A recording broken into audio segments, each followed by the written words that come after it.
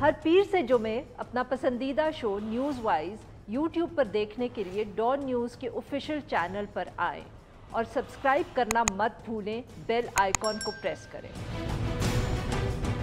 आज वज़ीर साहब सर, ऑब्वियसली पहली प्रेस कॉन्फ्रेंस अफगान तालिबान की तरफ से काबुल के अंदर, सर बहुत उन्होंने तसल्ली देने की कोशिश की। उन्होंने कहा कि ख़वातीन को हकूक़ भी मिलेंगे जो इस्लाम के नीचे हैं। मीडिया का भी उन्होंने जिक्र किया, डिप्लोमेट्स का भी किया, बाकी ममालिक का भी किया। सर किसको तसल्ली देने की आपके ख्याल में अफ़गान तालिबान कोशिश करें अपने लोगों को काबिल, ख़ास तौर पे काबुल के अंदर जो ऑब्वियसली पिछली हुकूमत से वाबस्ता बहुत से लोग थे, या जो इंटरनेशनल कम्युनिटी है उसको?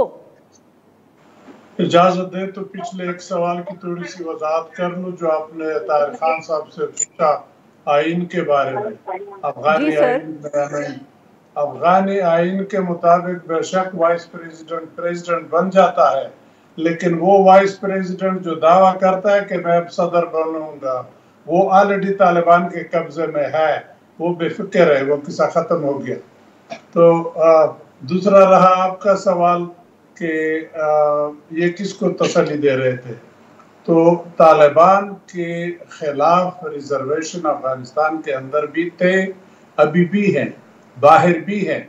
हर एक आदमी हर डिस्कशन में यही बात कर रहा था कि तालिबान वो पहले की तरह होंगे या बदले होंगे, खवातीन को काम करने की इजाज़त होगी, बच्चियों को तालीम की इजाज़त होगी। ये सारे ह्यूमन राइट वायलेशन, इन सब चीज़ों की बातें हो रही थी। तो वो अब कोशिश कर रहे हैं कि हर एक की तसल्ली कर ले, क्योंकि सेटअप बदल गया अफगानिस्तान में। I would say it is an big change, बहुत बड़ा चेंज है। हुकूमत बदल रहा है, नई हुकूमत बदल रही है, तो गोया सारे अफगान मिलके जो एक चीज की बुनियाद रखते हैं, तो वो फिर ऐसे बुनियाद